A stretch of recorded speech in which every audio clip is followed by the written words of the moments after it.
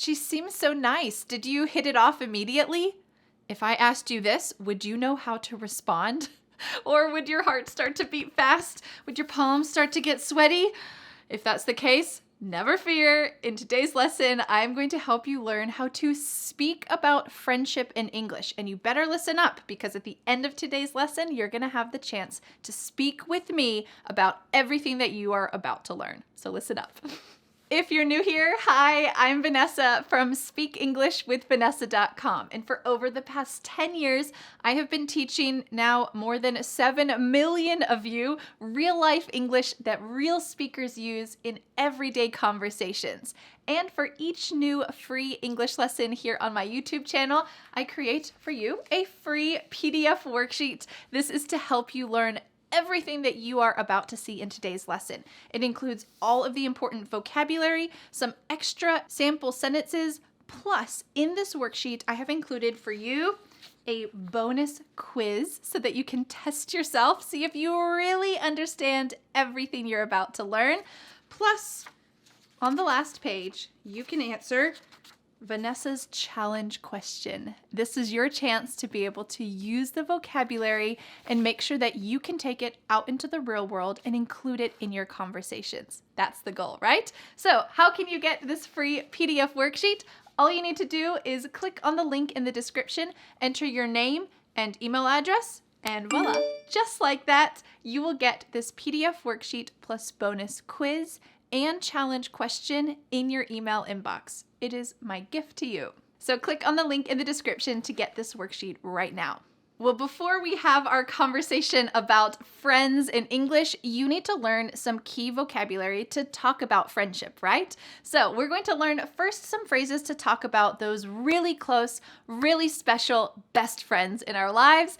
And then you're going to learn some vocabulary to talk about friends who are friends, but they're not the closest friends. Let's start with those close friends though. My go-to person. You are my go-to person whenever I need relationship advice. This is the person who you trust the most to get advice from. My go-to person.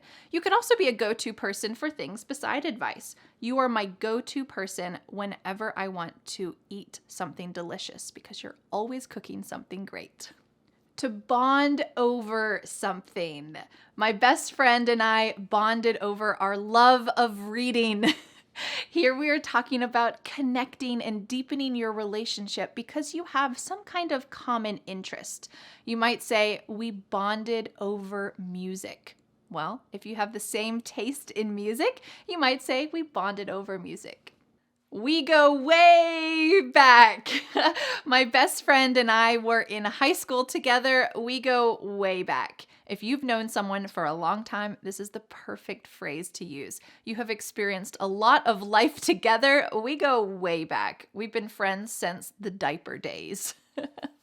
Quirks. I like this phrase. Quirks. He is my friend even though he knows all of my quirks. Quirks are those strange little things that maybe annoy some people, but other people who truly love you can still be your friend. So maybe if you really don't like vegetables, one of your quirks might be, I don't like to eat anything green. It's one of my quirks, but I hope you can still be my friend. It's not true for me though. I love most things that are green. To hit it off. This is the phrase I used at the very beginning of this lesson. We hit it off immediately because we bonded over our love of music. When you have an instant connection with someone, you hit it off. To look out for someone. In elementary school, I used to look out for my friends. When they forgot their lunch at home, I would share mine. This is what friends do, right? We try to care for someone or protect them. We are trying to help them, especially when they need it. So when I had each of my children, my neighbors looked out for me and they were constantly bringing us dinner and trying to help us. This is what good friends do. To be a listening ear. You need all parts of this phrase in order for it to be grammatically correct. You might say something like this: My sister is a listening ear for me. Whenever I'm going through a difficult time or just want to talk something through to understand what I should do, she is a good listening ear. She doesn't respond immediately. She doesn't try to be judgmental. She is just simply listening to me. And that's what good friends do, right? All right, we have 2 final phrases to talk about those really good friends. This is the next one, to go out of your way. I always go out of my way to make sure that my friends feel cared for when they're having a hard time. This is something that good friends do. We go out of our way. We do something that's a little bit more than is necessary. So when one of my friends is feeling sick, I don't just text her and say, hey, I hope you're feeling better. I'll make a meal and go bring it to her house. This is something that is extra above what is necessary for being just a friend. I want to do something to make her feel cared and loved. So I will go out of my way to help my friends. It's what good friends do.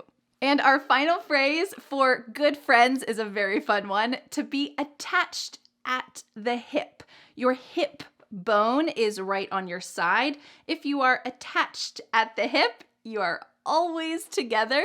This is a phrase that I like to use for my kids. For better or for worse, my kids are always attached at the hip. They're always playing together, sometimes fighting together, but they are attached at the hip. They can't do anything without each other. They have to be together. They want to be together most of the time. They are attached at the hip.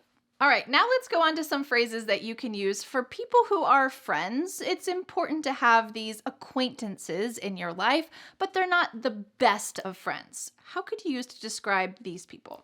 You might use this phrase, see each other around. We see each other around work, but we don't really hang out after work. Okay, so maybe when you're at work, you would say that person is a close person to you at work, but they're not a close friend. We see each other around work, but that's about it. To lose touch. We're not talking about a physical touch. We're talking about that connection and communication. So you might say after college, we just lost touch because we moved to different cities. This happens. You can't stay best friends long distance with everyone, so you might easily lose touch with most people. To drift apart. This is talking about this slow process of becoming less good friends. Nothing in particular happened to hurt our friendship. We just drifted apart. I would say this is especially true for childhood friends. For me, the best friends that I had in childhood were so special. We were attached at the hip as kids. And then as we got older, we just drifted apart. Our adult selves were not as close as our childhood selves were. We just drifted apart. Do you have a work buddy or a gym buddy?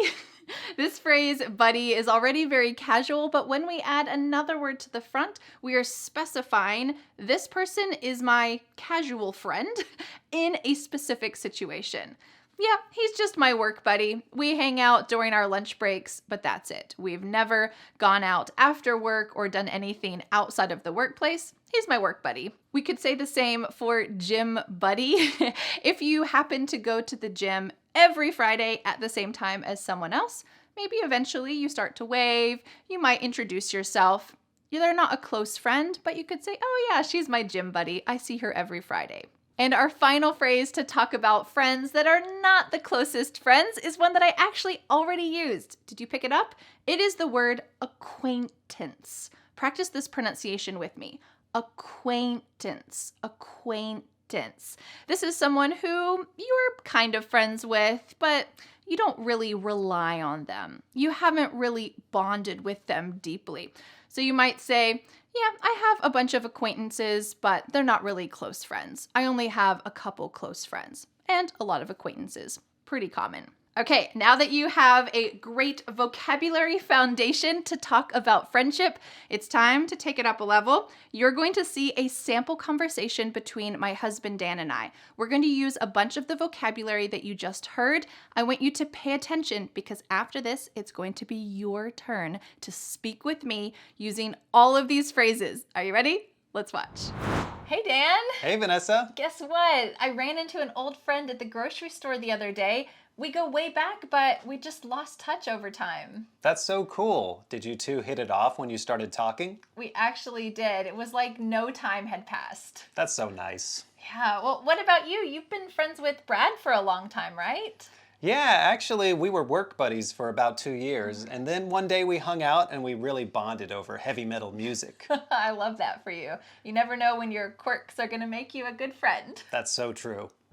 Okay, now that you've seen this sample conversation, it's our turn to speak together. I'm going to ask you a question, and then I will pause. During that pause, I want you to speak out loud. Try to use the vocabulary that you've learned today. If you need to pause this video and have a little more time to think about it, totally fine. And you're welcome to review this section as many times as you need to. Are you ready? Let's do it. Tell me about a time that you hit it off with someone instantly.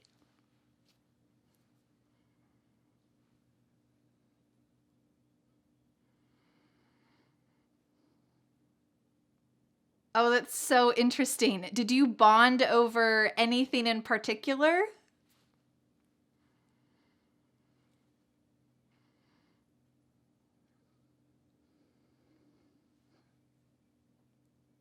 Oh, that's so great. I'm glad you have a good friend.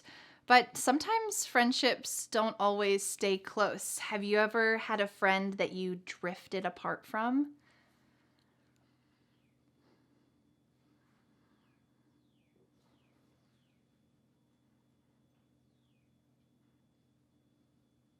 Yeah, I think that's happened to everyone. Well, thank you for telling me about your friendships. I'll talk to you later. Well, great work practicing speaking with me today about friendships. I want to remind you that you can download the free PDF worksheet. It includes all of today's vocabulary, the sample conversation, a chance for you to write out your answers to the conversation as well, plus a bonus quiz so that you can test yourself, see if you can remember these phrases so that when you go out into the real world, you can use them yourself.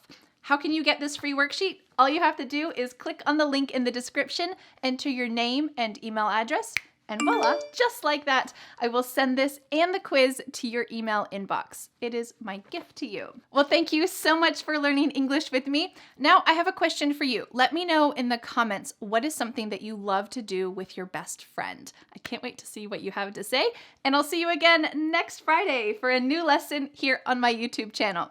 Bye. But wait, do you want more? I recommend watching this video next where you will practice speaking with me about technology. What can you say if you are addicted to your phone, but you want to stop? Well, I've got a great phrase for you in that lesson, and I'll see you there.